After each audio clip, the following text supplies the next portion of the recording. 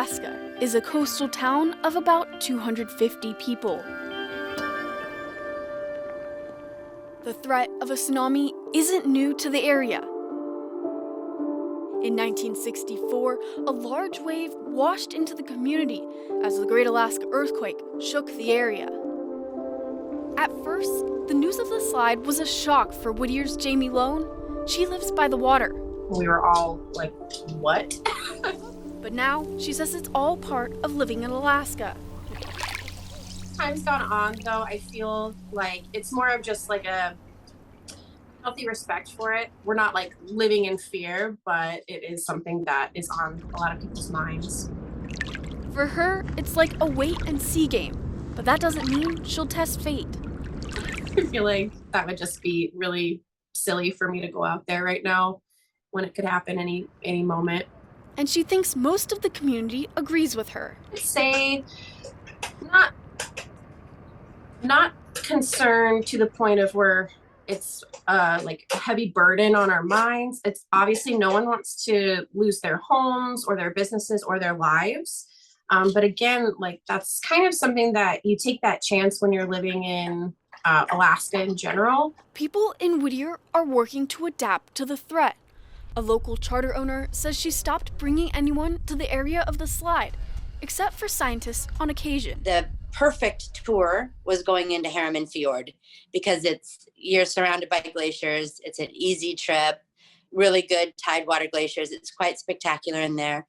So that's like the perfect trip. But since they announced it in 2019 or 2020, we haven't gone into Harriman Fjord except for a few times this summer when it was a little bit more stable. But with all this talk of possible impacts from the landslide and potential tsunami comes an interesting story.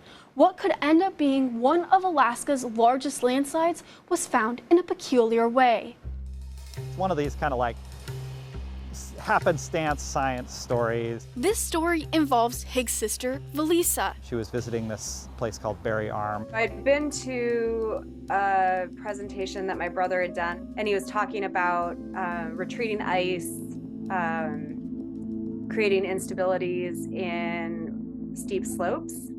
And so I guess that was kind of in the back of my head. During her Artist in Residence program in 2019, Valisa's group took a pit stop in Berry Arm so she could get some water from a glacier stream. And I was standing on the beach and I was looking across and I'm like, wow, that's a really steep slope. Wow, that glacier's been retreating fast, because they talked about how there was an island there that hadn't been there a few years before and all this other stuff. And I was like, wow, that's kind of the recipe for disaster that my brother was talking about, like retreating ice, steep slope, instabilities. So I snapped a couple of photos.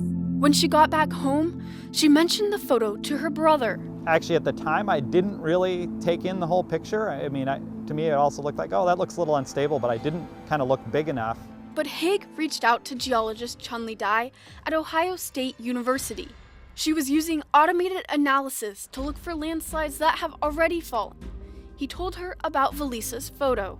So I tested that, and then we find something, we see something like completely much larger than we expected. She came back with results that initially I didn't really believe. They showed this whole, basically a whole mountain moving horizontally into this fjord, which didn't really make sense. And she was still developing her system and stuff, so I kind of pushed back. I was like, I don't know, is there some mistake here or something? In the first, we thought something is wrong with my algorithm because it's a new tool. It's not being validated yet. And then we found other ways of proving that, and sure enough, this huge section of the mountain, it's actually rotating. One photo from a geologist's sister identified a threat and led to many months, if not years, of analysis in Berry Arm and Prince William Sound. It's one of those things where it's sort of a right place, right time thing. Hig even says there have been landslide scientists that have been right there and hadn't even thought about it. It's just that it was at the top of my mind because of Hig's presentation.